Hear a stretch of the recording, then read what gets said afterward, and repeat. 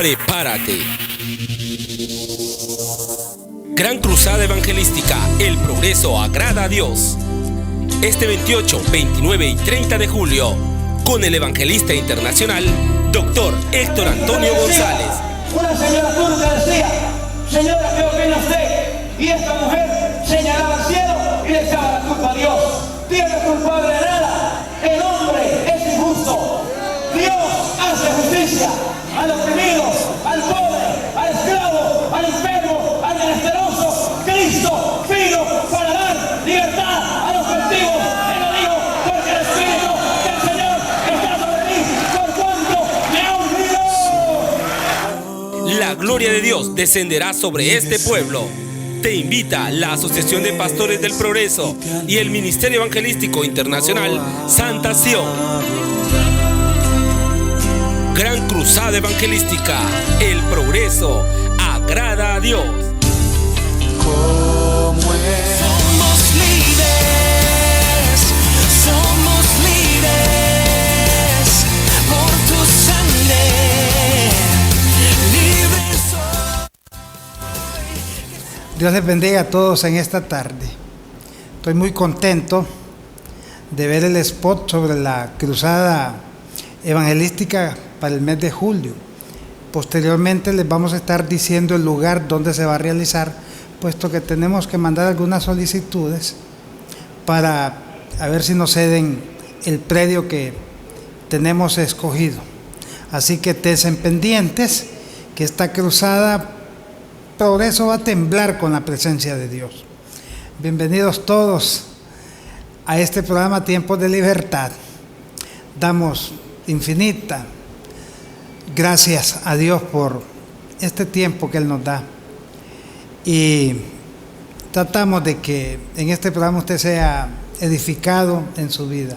Tenemos muchos hermanos y hermanas que nos llaman, nos escriben, nos dicen cuando nos ven que el programa les gusta, les encanta, que están siendo edificados, y ese fue el objetivo que nosotros planteamos ante Dios nuestro Padre para este programa. Así que gracias a todos por sus buenos comentarios hacia este programa, pero si también tiene algo que decirnos que no les gusta, mándenos sus mensajitos, o cuando nos vean díganos, porque estamos aquí para mejorar, para ir aprendiendo también, porque uno está aquí, pero no es que lo sabe todo. Entonces, gracias a todos mis amados en el Señor. Este es su programa, Tiempos de Libertad, de la Iglesia de Dios, embajadores del Nuevo Pacto. Como siempre, tenemos muchas preguntas que responder en este programa, y pues vamos a darle lectura a la siguiente pregunta, y nos dicen qué es el ecumenismo. Pastor, ¿qué es el ecumenismo? Ecumenismo es una palabra relativamente nueva. Ya en los años 80 ya se hablaba, relativamente nueva, porque quien pone en práctica esta cuestión del ecumenismo es el famoso Papa Juan Pablo II, donde hizo una reunión con los líderes de las diferentes religiones para buscar los puntos coincidentes, y decía pues miremos lo que nos une, y lo que no nos une hagámonos a un lado, y en esto se fueron involucrando algunos líderes evangélicos. Nosotros en lo particular no comulgamos con este tipo de unión, porque nosotros tenemos una fe cristocéntrica, y si no está Cristo en el centro de cualquier conversación, de cualquier tratado, de cualquier acuerdo, eso no funciona. ¿Cómo podríamos ponernos de acuerdo con un islam, con un judío, si ellos hacen a un lado a Jesús?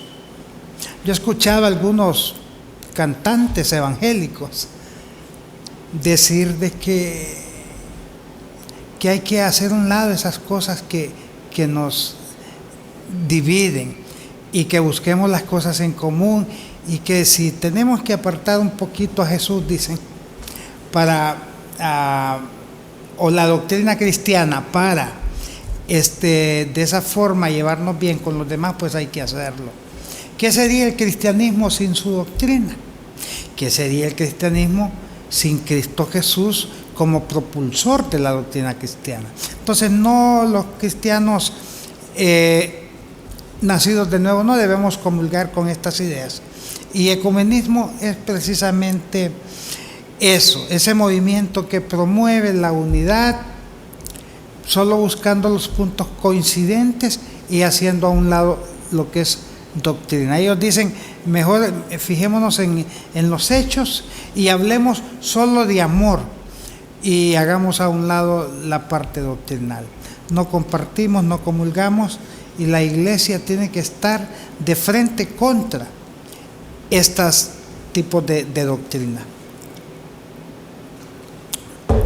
Nos preguntan también que si el bautismo en agua quita el pecado. No, hay muchos creyentes, a través del tiempo he recibido muchas preguntas. Incluso conocí un hermano que tenía SIDA. Él no se había bautizado puesto que su relación con su mujer era de unión libre. Eso impedía que lo bautizaran, y él anhelaba bautizarse porque decía que si se moría corría riesgo de no entrar al cielo. El bautismo no salva. El bautismo es un testimonio público, es un acto de obediencia al mandato de nuestro Señor Jesucristo, cuando dijo que nos bautizáramos en el nombre del Padre, el Hijo y el Espíritu Santo. Pero el bautismo en sí no quita pecados. Imagínense que Jesús se bautizó. ¿Y por qué se bautizó Jesús? Jesús no tenía pecados. Entonces eso nos da la pauta de que el bautismo no quita pecados. Eso en tiempos de Juan el Bautista era un bautismo de arrepentimiento para perdón de pecados, pero recuerden que el trato de Dios con el pueblo de Israel es un trato diferente al de Dios con la iglesia. Ya nuestra relación con Dios es por medio de la fe, no por hechos, no por obras, sino que simplemente sin fe es imposible agradar a Dios. Así que el bautismo no quita pecados. Para llegar al cielo basta la fe en Cristo Jesús, que también es un regalo de Dios, y eso nos abre las puertas del cielo. Así que mi amado, mi amada que hizo esta pregunta, no se preocupe si no se ha bautizado, si está desordenada su vida, trate de arreglarla y luego dígale a su pastor que lo bautice o la bautice y arregla su vida para trabajar en el ministerio.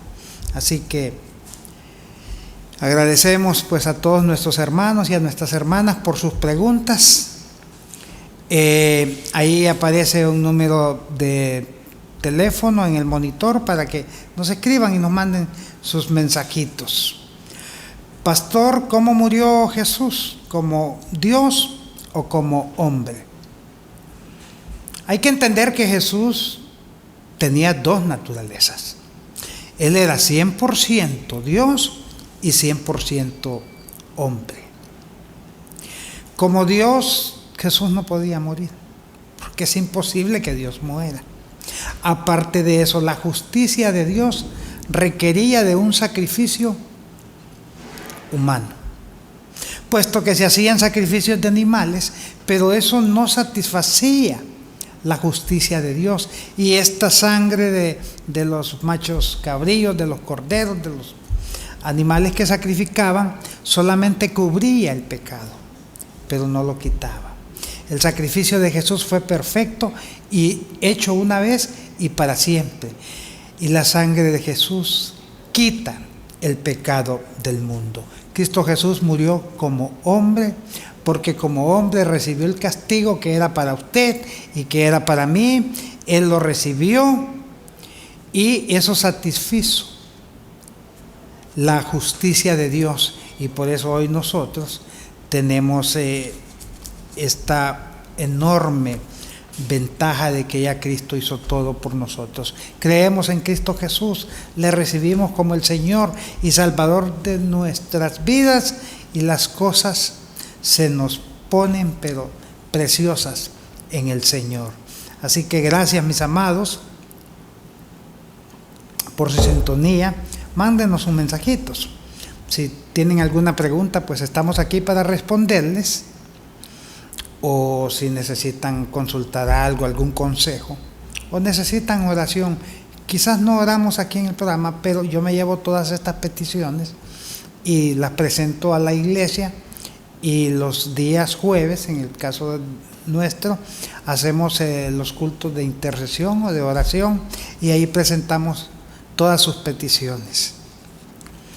Pastor, ¿por qué la Biblia dice que Dios ya no se acuerda de mis pecados, pero sin embargo yo sigo pecando? Qué interesante está esto.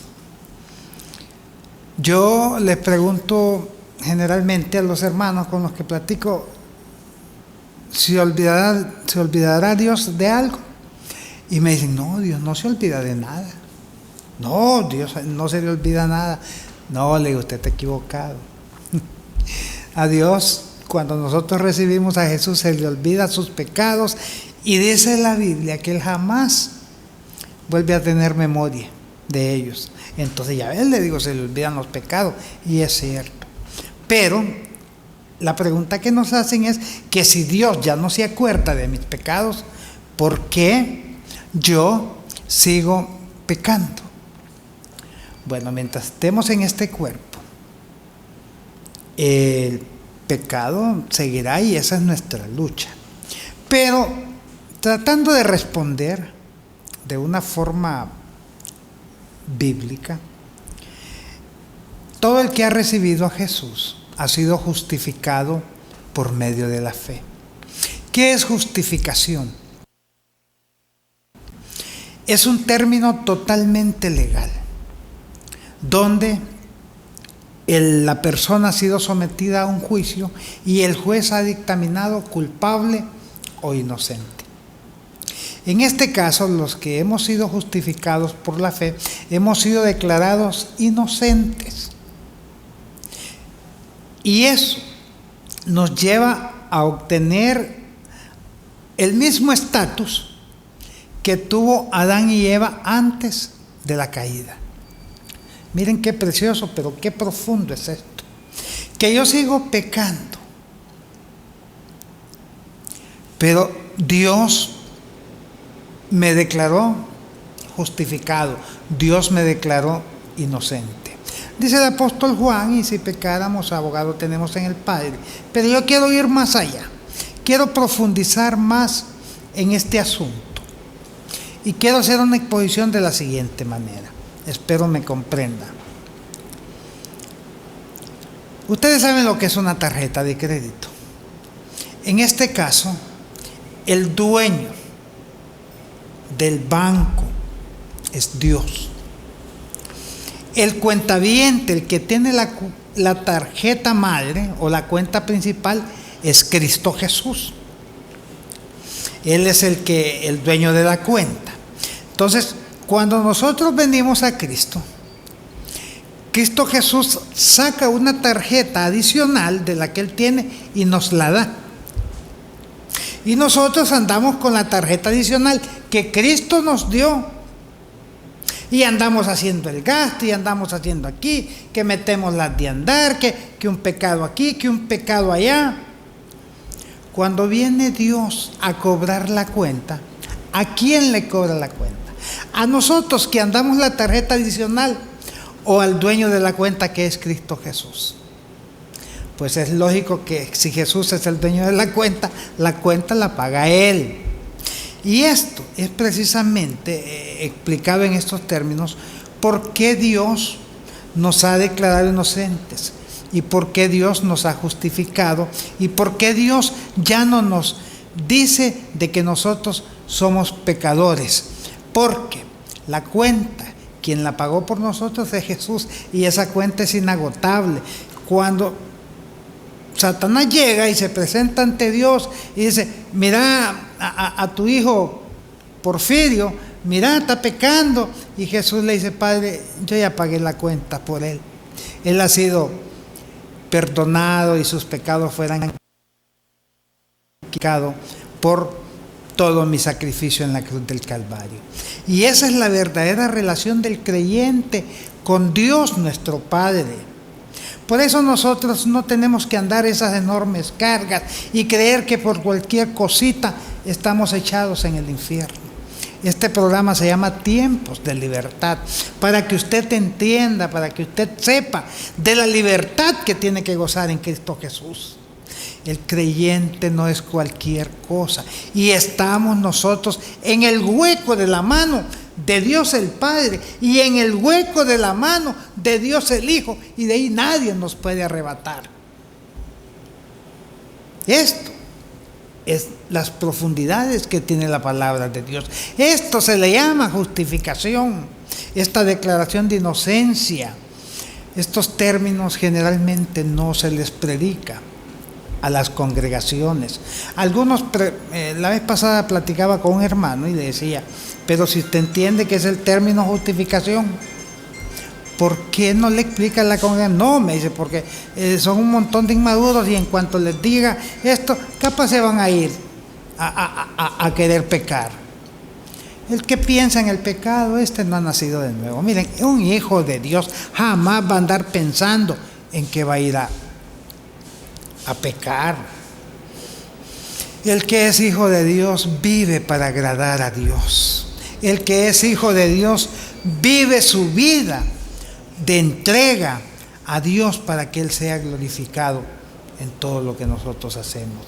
Esos somos los hijos de Dios, no aquellos que andamos pensando, maquinando, que podemos tener una oportunidad para echar una canita al aire. No. Los hijos de Dios no tenemos ese tipo de pensamientos. Y si nos vienen, inmediatamente los rechazamos, porque entendemos que tenemos que vivir una vida agradable a Dios. Me decía hoy un pastor, que lo aprecio mucho, platicando, y me decía, es que hay que entender, me decía, que ya nosotros no nos pertenecemos a nosotros mismos, que hemos sido comprados por la sangre de Cristo Jesús y que ahora somos propiedad de Dios, así que ya no debo hacer lo que yo quiero hacer, sino hacer lo que a Dios le agrada. Y eso es una realidad, pero de aquí hasta el sol.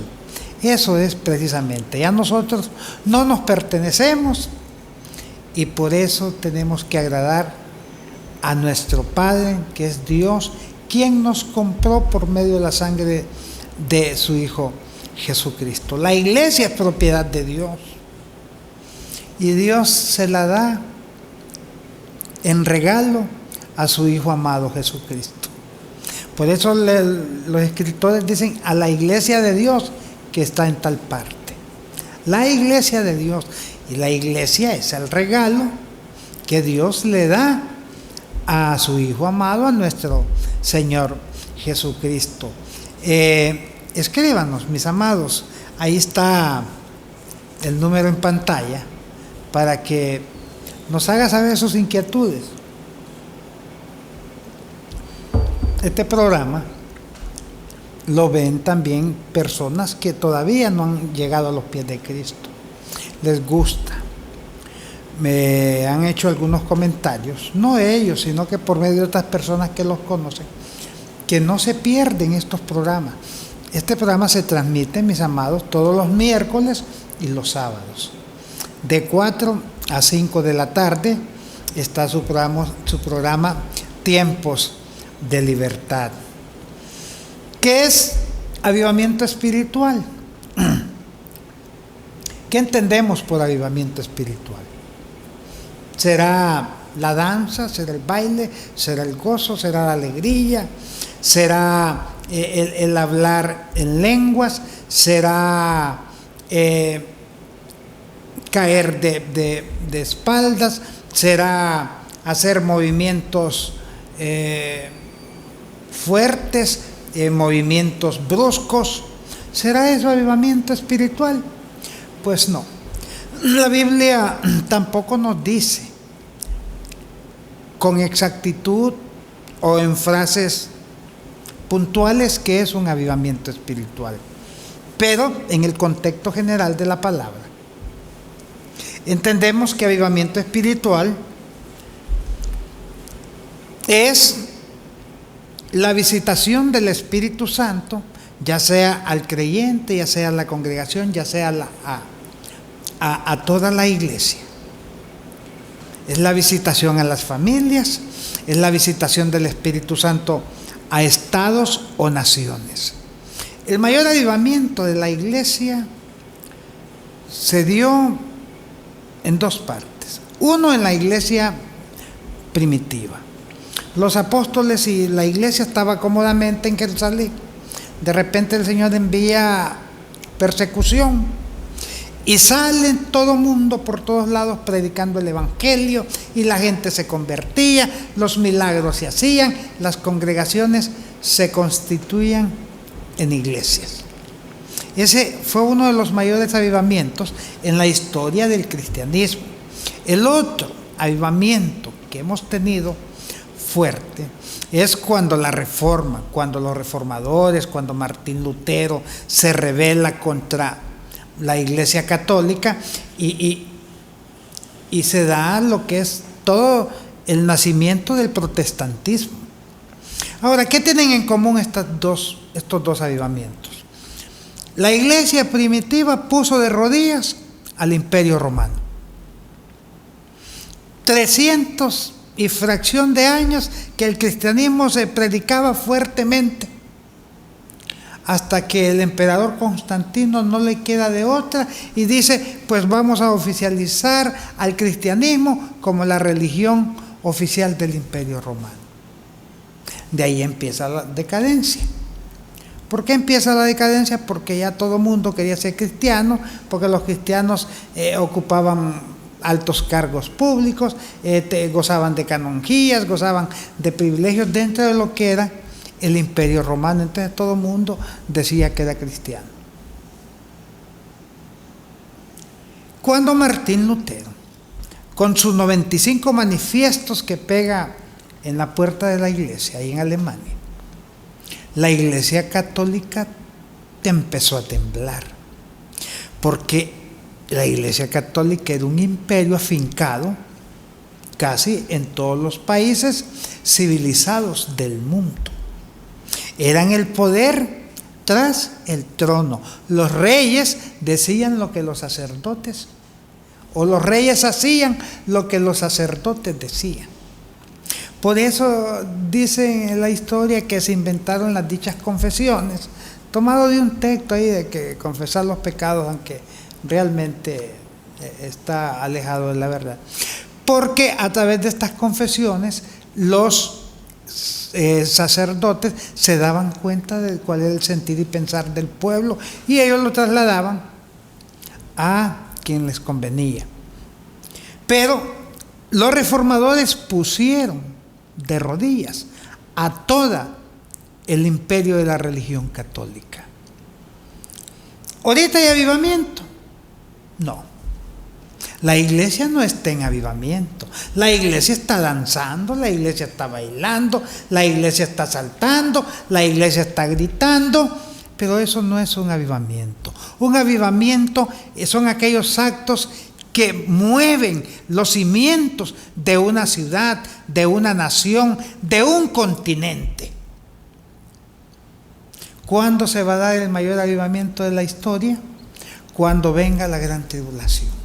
Ahí se va a dar el mayor avivamiento de la historia, porque el evangelio va a ser predicado a toda criatura.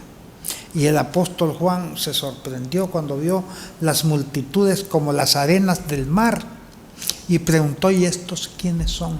¿De dónde vienen? Y el ángel le contesta: estos son los que han salido de la gran tribulación, porque todo el Hijo de Dios en ese tiempo va a andar predicando el evangelio, porque va a ser perseguido.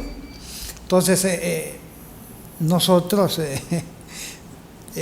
hemos tenido la suerte o la dicha de no sufrir persecución, pero deberíamos de predicar el Evangelio, aunque sea una persona al día, 2, 3 minutos, y para predicarle las buenas nuevas no necesitamos el gran espacio de tiempo o tener una preparación teológica fuerte. Con solo decirle a la gente que es un pecador y que está destituido de la gloria de Dios, pero que la gran noticia es que Cristo Jesús murió por los pecados de la humanidad y que si él pone su fe en Cristo Jesús, esos pecados van a ser perdonados y que la gloria, la vida eterna le espera. Facilito. No necesitamos rebuscarnos de tanta palabrería para decirle a la gente: Cristo te ama y Él es la solución a tus pecados. Eso es en sí un avivamiento espiritual, cuando nosotros, la iglesia, nos compenetramos en la predicación del Evangelio para que las almas vengan a los pies de Cristo Jesús. Seguimos, mis amados, en esta tarde haciendo el llamado para todos aquellos hermanos que quieran participar en un ministerio voluntario en la predicación de la palabra de Dios. Si usted es evangelista, mándenos un mensaje o llámenos a este número después del programa. Si usted es maestro de la palabra o si usted es predicador de temas generales, escríbanos, por favor, llámenos. Estamos tratando de organizar un grupo que lleve el mensaje de la palabra de Dios a las diferentes congregaciones gratuitamente, porque de gracia recibimos y de gracia damos. Llámenos. Esta es la 6ª semana ya en la que estamos haciendo este llamamiento. Así que órale al Señor, pues, si siente de que va a pedir la dirección de Dios, órale, a ver qué le va a decir el Señor. De hecho, la Biblia dice que hay que ir por todo el mundo. Hay que predicar el Evangelio a toda criatura. Hay que hacer discípulos. Y hay que bautizarlos en el nombre del Padre, del Hijo y del Espíritu Santo. Pero que estén disfrutando de este programa, mis amados, y que sigan siendo edificados, ¿verdad? Porque ese es nuestro sentir en el Señor. ¿Qué significa este género? Solo sale con oración y ayuno. Durante todos mis años en Cristo Jesús, siempre se nos dijo que ese género se refería al tipo de demonio. La historia está así. Viene un hombre y llega donde Jesús y le dice: Maestro, mi hijo es seriamente atormentado por un espíritu. Este espíritu lo agarra, lo avienta al fuego, lo avienta al agua, en cualquier lugar, lo atormenta. Le pedí a tus discípulos que echaran fuera este espíritu y no pudieron hacerlo. Y Jesús le llama fuertemente la atención a sus discípulos, los regaña y les dice: generación de incrédulos, ¿hasta cuándo creen ustedes que voy a estar aquí para resolverles sus problemas? Pues resulta que en el libro de Lucas, en el capítulo 9, en el versículo 1, Jesús había reunido a los discípulos y les había dado autoridad para imponer manos sobre los enfermos y sanarlos y para echar fuera demonios. en ese capítulo 9 más adelante es cuando sucede este incidente. El apóstol Lucas dice que él ha averiguado diligentemente para poner las cosas en orden cronológicamente.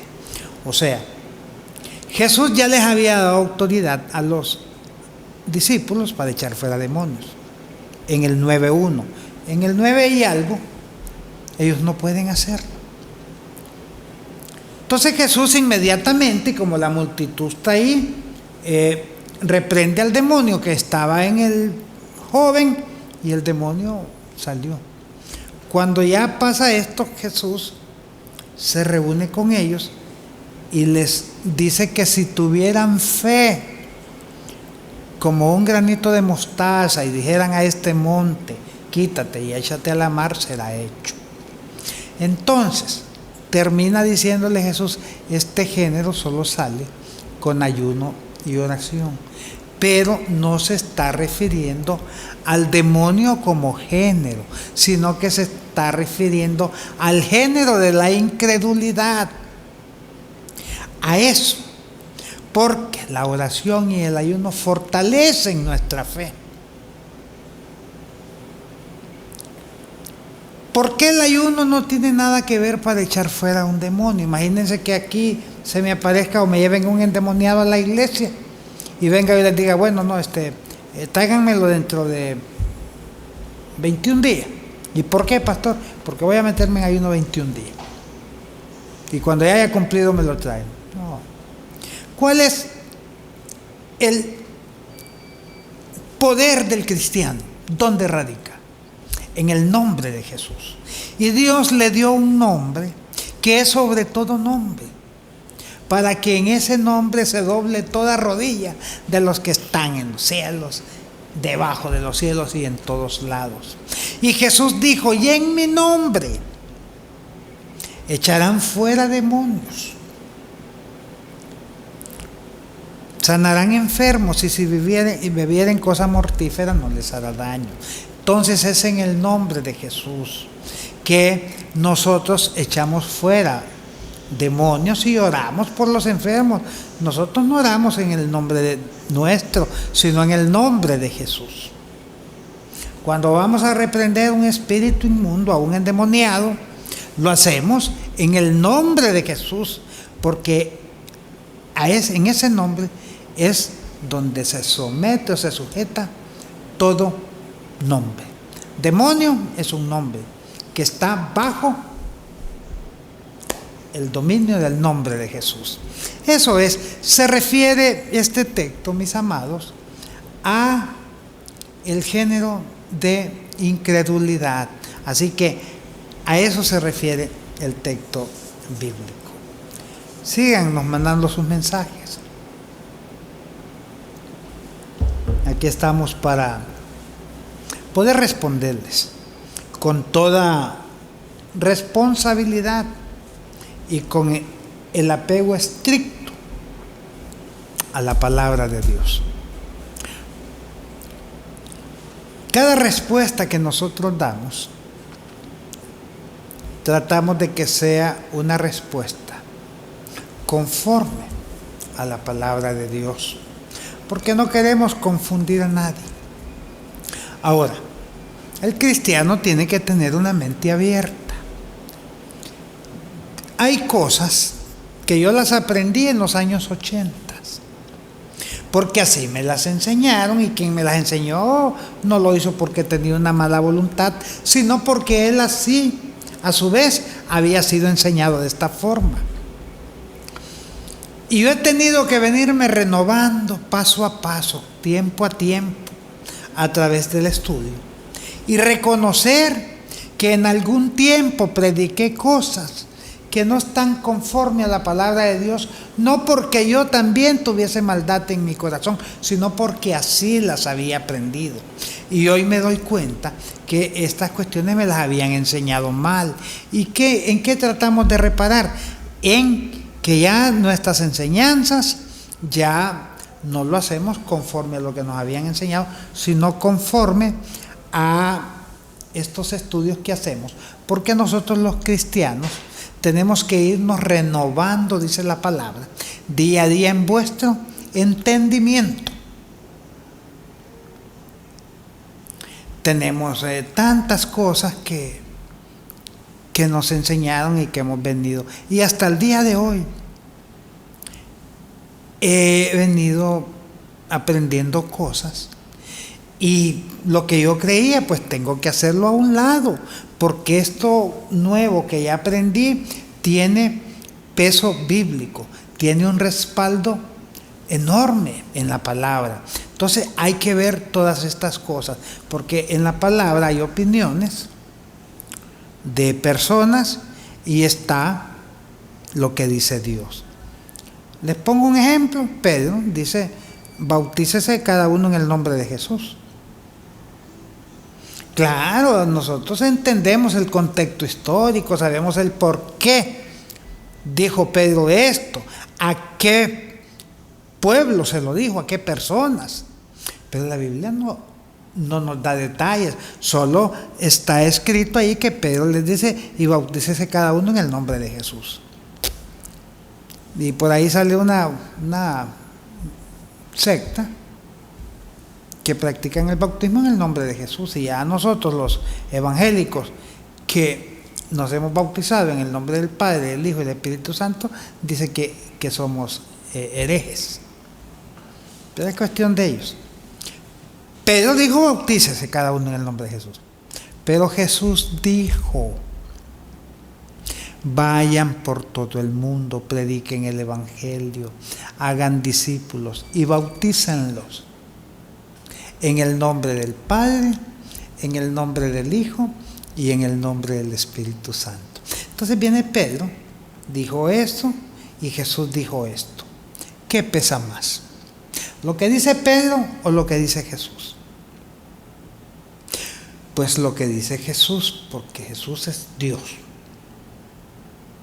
Y es a quien nosotros seguimos. Y es a quien Pedro sigue.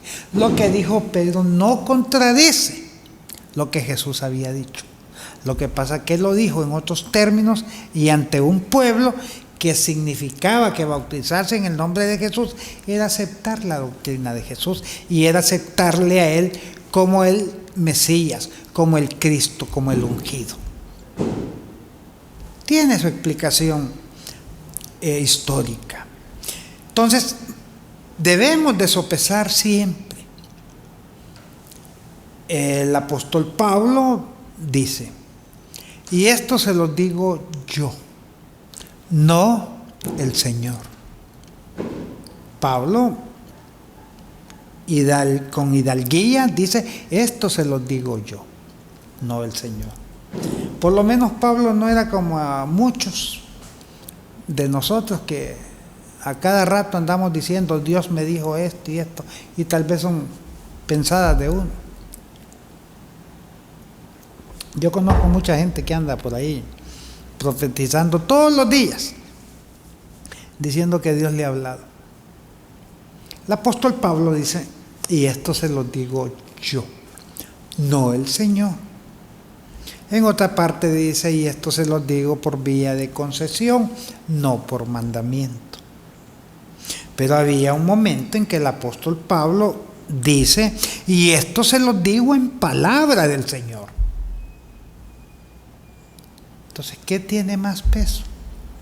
¿El consejo que el apóstol Pablo da en ese momento para remediar alguna situación, o lo que se dice: y esto se lo digo en palabra del Señor? Pablo amaba tanto la iglesia que él trataba de dar su opinión o su consejo para resolver problemas. Recuerden que Pablo estuvo en el tercer cielo. Ahí recibió la revelación de lo que es el Evangelio de la Gracia, lo que es el concepto de iglesia. ¿Qué es la iglesia? El apóstol Pablo recibe de parte de Dios mismo esta revelación. Por eso él, cuando escribe, tiene la cuestión de separar lo que él decía con lo que Dios le había dicho. Por eso él dice, y esto se lo digo yo. O sea, en otras palabras dice, esto no me lo reveló el Señor. Esto por mi experiencia, por mi sabiduría, por mi sapiencia, pienso que puede funcionar de esta forma. Puesto que dice, se lo digo por vía de concesión. O sea, si lo quieren tomar, tomen, ¿no? Si no lo quieren tomar, no hay ningún problema. Ahora, cuando él dice esto, se los digo en palabra del Señor, amarrémonos bien los pantalones, que es palabra de Dios, ¿verdad? Entonces, eso es lo que hay que saber diferenciar en la palabra y estudiarla a raíz de los principios generales que están establecidos en la palabra. Y si alguna interpretación nuestra no cuadra con un principio general, pues simplemente hemos entendido mal el pasaje y busquemos otra respuesta. ¿Por qué nos metimos a explicar esto? Por esto de la pregunta anterior de que este género solo sale con oración y ayuno, y siempre creímos que esto se refería al género de demonio y no era el género de la incredulidad. Síganos escribiendo, mis amados. Ahí está el número en pantalla para que pueda participar con nosotros en este programa. ¿Por qué Dios eligió al pueblo de Israel?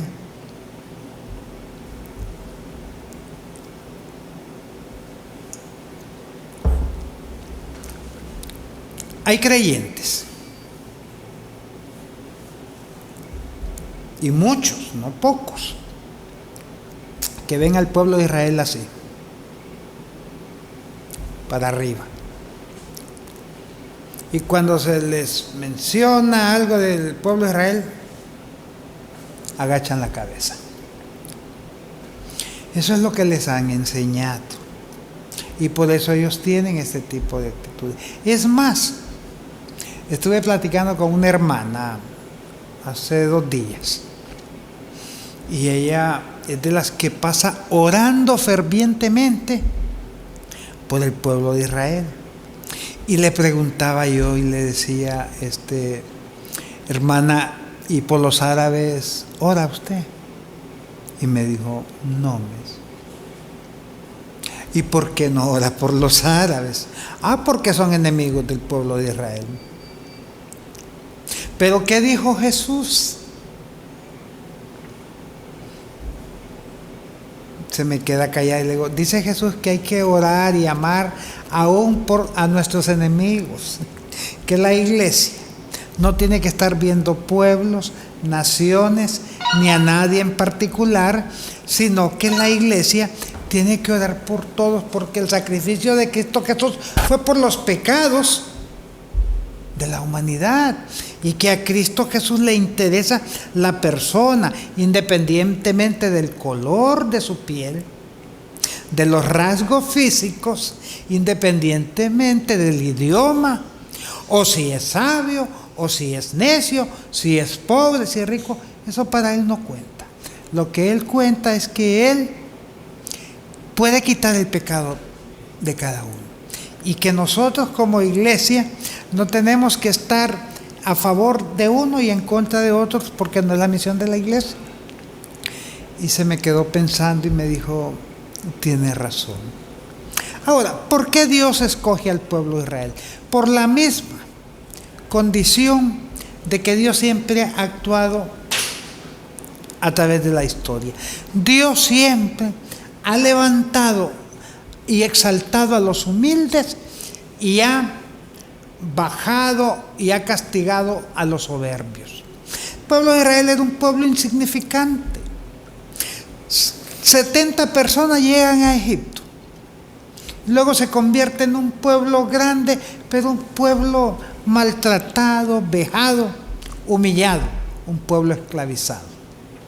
Dios había hablado con Abraham hacía muchos años atrás, unos 500 años atrás, y le había dicho que iba a levantar un pueblo de él, de su simiente, de su descendencia.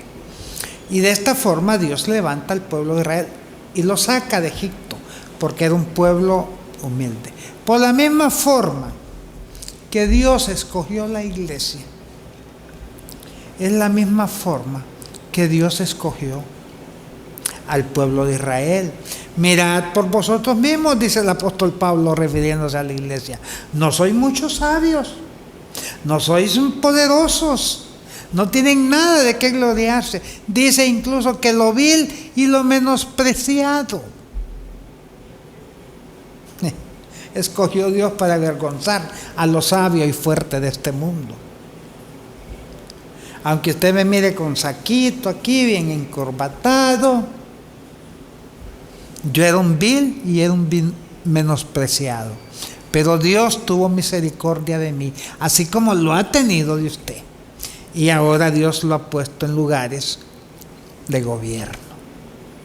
Porque la iglesia está para gobernar con Cristo Jesús por la eternidad. La iglesia. ¿Entienden cuando decimos que nosotros no somos cualquier perico de los palotes? Porque teníamos méritos, no. Porque éramos intelectuales, no. Porque éramos sabios, no.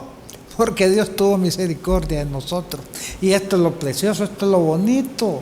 Que nosotros sin buscarlo, Dios nos encontró a nosotros e hizo de nosotros lo que Él pretendió hacer. Entonces, esa es la historia del por qué Dios escogió al pueblo de Israel. Ahora llevémoslo más profundo, ya en lo interno de la iglesia. Acordémonos que el pueblo de Israel fue un medio para alcanzar un fin que Dios tuvo. Y el fin era que de los lomos del pueblo de Israel naciera el Salvador del mundo, Cristo Jesús. Dice la palabra que había un hombre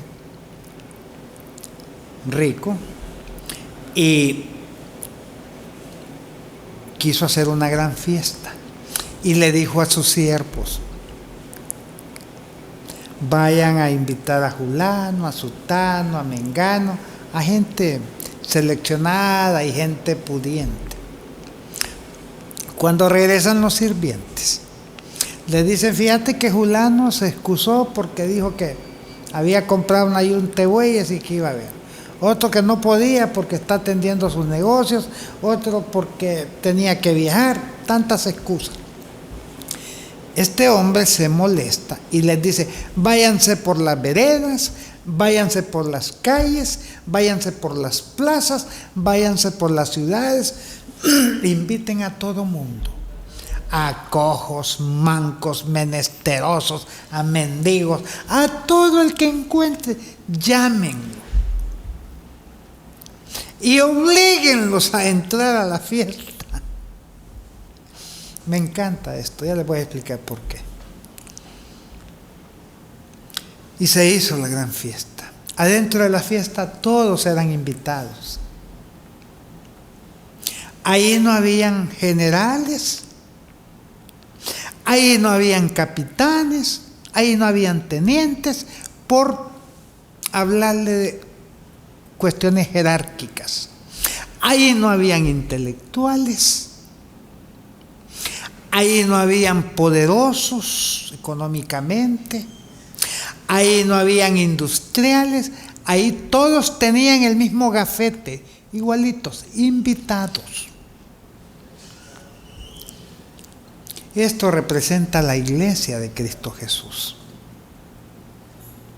Nosotros todos hemos sido invitados a participar dentro del cuerpo de Cristo, dentro de lo que es la desposada, la novia de Cristo Jesús. Fuimos forzados a entrar, el Espíritu Santo nos metió y nos bautizó en un mismo cuerpo que es Cristo Jesús. Sin importar quiénes éramos, porque delante de Dios nadie es nada fuera de Cristo Jesús. Pues resulta que hoy estamos en las fiestas, todos Pero ahora dentro de esta fiesta hay quienes quieren empezar a sacar sus galones, sus gafetes, quieren ser generales, quieren ser los mandamases dentro de la fiesta, que todos entramos bajo la misma condición. Ante Dios, todos somos igualitos. En la iglesia de Cristo Jesús no hay clases sociales, no hay escalas, ni hay órdenes jerárquicos. Cristo Jesús murió por todos igualmente. No derramó más sangre por este, no recibió más latigazos por este, ni se sacrificó más por el otro. Todos hemos sido comprados por el mismo precio, la sangre preciosa de Jesús. ¿Por qué decimos esto? Porque hay demasiada gente dentro de lo que es el cuerpo de Cristo o dentro de las congregaciones, queriéndose ser o mostrar como el poderoso, como el dueño de estas congregaciones. Y eso no va con los planes de Dios, porque el único dueño de la iglesia, y siempre lo digo y ustedes son testigos, es Cristo Jesús. Los líderes en las iglesias, los líderes en Cristo Jesús no se miden por la cantidad de personas que nos sirven. Los líderes en la iglesia de Cristo Jesús no se califican por cuántas personas están atendiéndonos, se califican por cuántas personas estos líderes sirven, porque el servicio es la materia prima principal, valga la redundancia, de el liderazgo en Cristo Jesús. ¿Quién quiere ser el mayor en el reino de los cielos? Pues el que quiera ser el mayor, dijo, sírvalos a todos. Eso es la iglesia de Cristo Jesús, y eso es lo que el Señor nos enseñó, y es lo que nosotros debemos de practicar: el servicio, la humildad, ponerla en práctica. Y tenemos que ser enérgicos, claro que sí, pero en el momento que hay que ser enérgicos, porque si Dios nos tiene al frente de una congregación, es porque tenemos que imponer autoridad también, porque entendemos que el hombre que está al frente de la congregación es el que tiene la visión del líder. Pero eso no significa que esta persona sea mayor que los que están enfrente, porque el que está enfrente es el cuerpo de Cristo Jesús. Y si yo digo que no formo parte de ese grupo de personas, entonces yo estoy fuera del cuerpo de Cristo Jesús, y eso pues habría que pensarlo muy bien, porque nosotros somos parte del cuerpo de Cristo. Por eso me encantan estos temas, mis amados, y hacemos siempre estas recomendaciones, porque es el verdadero sentido de lo que tenemos en la palabra de Dios. Vamos a ir ahorita a presentar nuestro spot sobre la cruzada en el mes de julio. Hermano Nehemías, ayúdenos ahí con el spot. Somos líderes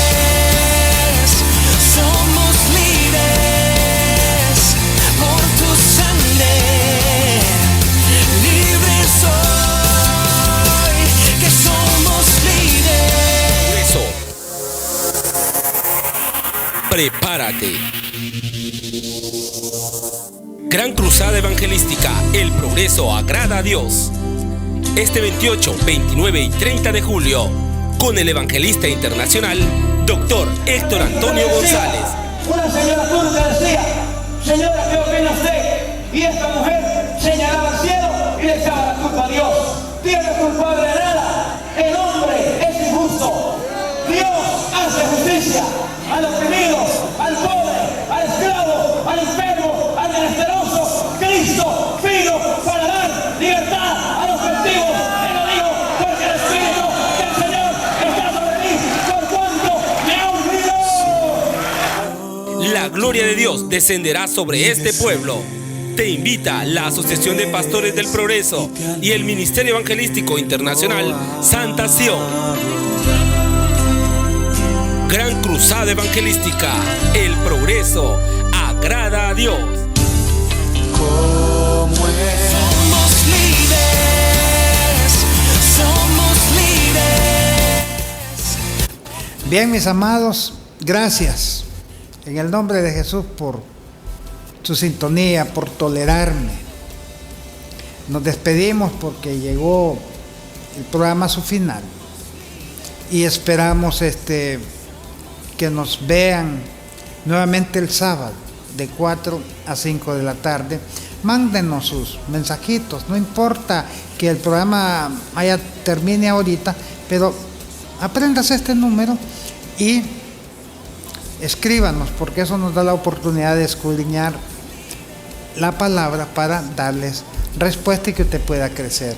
Así que, mis amados, los bendigo a todos en el nombre de Jesús y hasta el sábado, si nuestro Padre y Señor Jesucristo todavía no nos ha llevado a su presencia. Dios les bendiga a todos. Amén.